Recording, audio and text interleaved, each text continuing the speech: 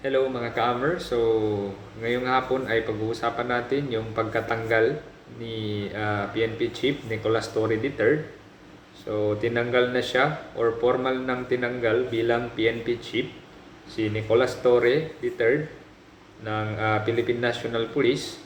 So, ngayon, narito ang kanilang mga pahayag ukol dun sa pagtanggal sa kanya as a PNP Chief ng Philippine National Police. So, panoorin natin and then magbibigay tayo ng mga comments. So, let's start.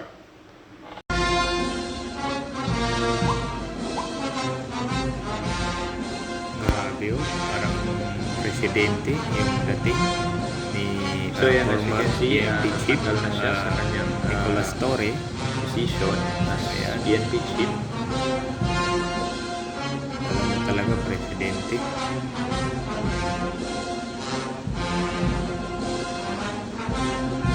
Sana all ka na lang talaga.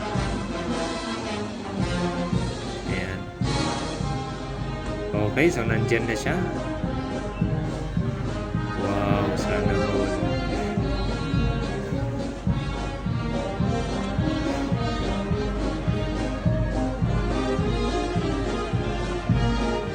Ayun, no?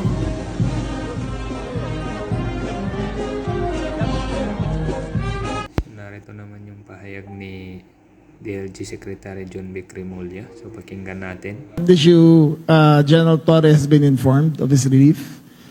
He has the option of retiring or staying, but the question of the 4-star will be with the NAPOCOM to take up, but that is a collateral issue only to that who will be running the PNP, which will be formally, as of today, General Nartates.